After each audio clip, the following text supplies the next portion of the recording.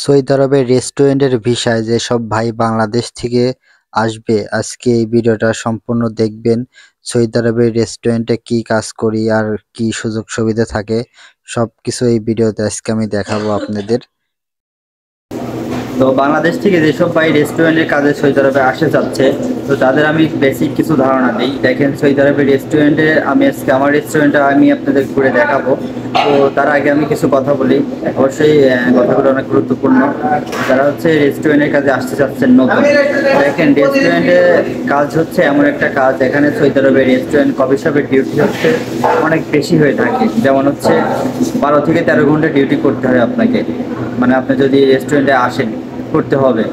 তো এখানে সুযোগ সুবিধা বলতে আমি হচ্ছে প্রথমেই মানে তো খারাপ দিকই বলি। রেস্টুরেন্টে দাঁড়ায় থাকতে কাজ করতে হয়, মানে সবসময় দাঁড়ায় দৌড়াদৌড়ি করতে হয়, মানে বসার কোনো সিস্টেম নেই, বসে কাজ করার কোনো সুযোগ নাই।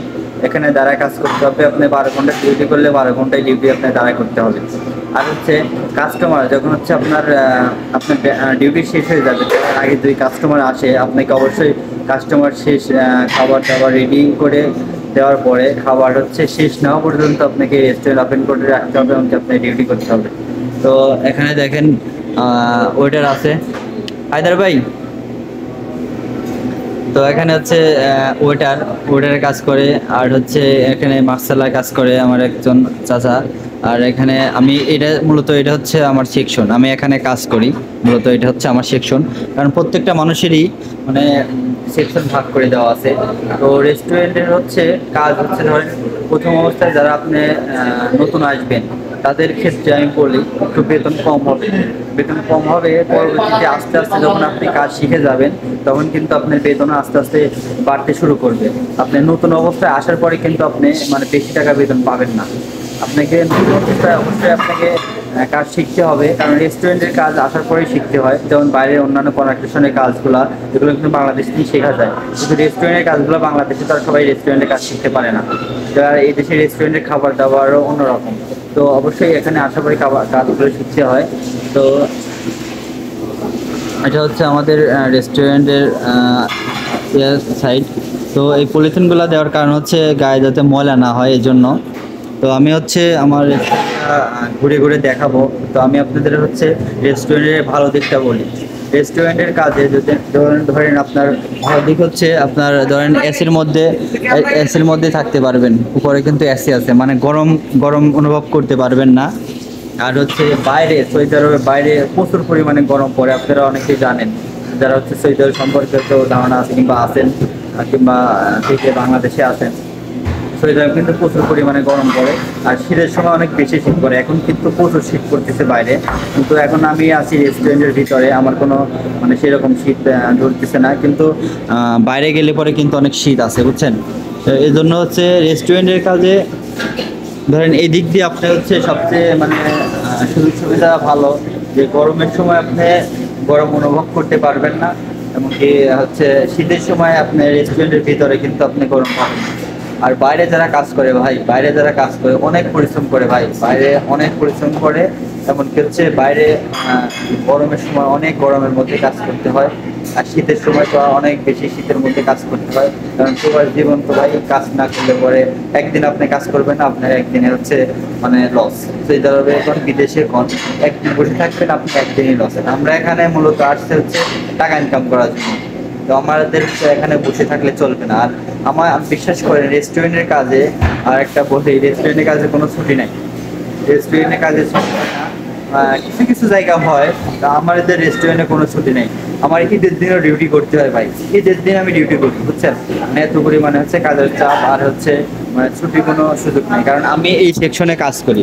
এই সেকশনে কাজ করি, আমি যদি ছুটি কাটাই এই সেকশনে কাজ করবে কে? আর একজন আছে, সে হচ্ছে সকালে ডিউটি করে।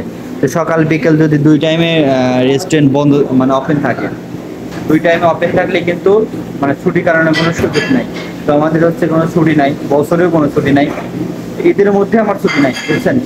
ঈদের মধ্যে ছুটি নাই। রমজান মাসে হচ্ছে উমরা করার জন্য হচ্ছে আমরা যাই হচ্ছে মক্কা মদিনাতে, তখন আমরা 3 দিন 4 দিন আমরা ছুটি পাই। এই 4 দিন ছুটি পাই। এবার হচ্ছে আর মনে হয় আর 2 মাস পরে হচ্ছে রমজান মাস। তো রমজান মাসে হচ্ছে মক্কা মদিনায় যাব।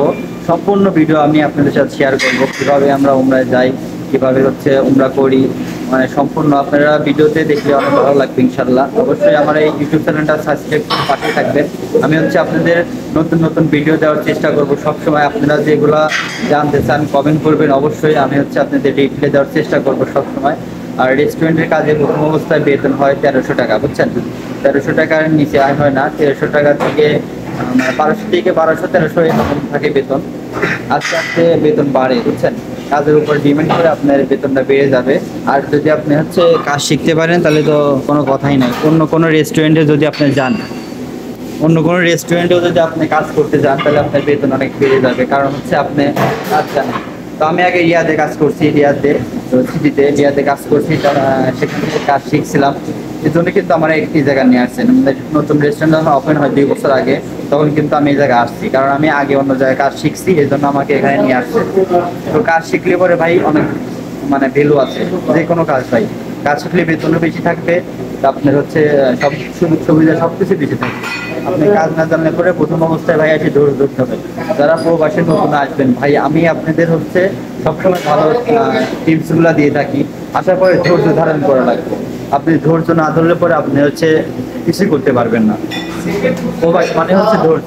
আপনি প্রবাসে ধৈর্য না ধরলে পরে আপনি হচ্ছে কোনো কিছুই করতে পারবেন না। তো প্রবাসে আমার হচ্ছে 4 বছর চলে। আসার পরে অনেক পরিশ্রম করছি, অনেক কষ্ট করছি, অনেক কিছুর সম্মুখীন হয়েছি। তারপরে কিন্তু আল্লাহর রহমতে, আল্লাহর পর ভরসা রেখে আমরা আমি আছি। এই জন্য কিন্তু আল্লাহ হয়তো বা এখন আলহামদুলিল্লাহ অনেক ভালো আছি। তো প্রবাস জীবন আমি চাই সবাই হচ্ছে আসার পরে নিজের লাইফটা সেটেল করুক। কারণ বাংলাদেশে পড়াশোনা করে কোনো লাভ নেই, কারণ পড়াশোনা করে চাকরি নাই।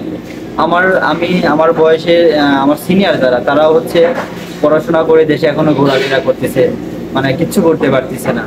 তো তার চেয়ে আমি হচ্ছে যেটুকু পড়াশোনা করছি আলহামদুলিল্লাহ, এটুকু দিয়ে হচ্ছে আমি ভালোভাবে চলতে পারি।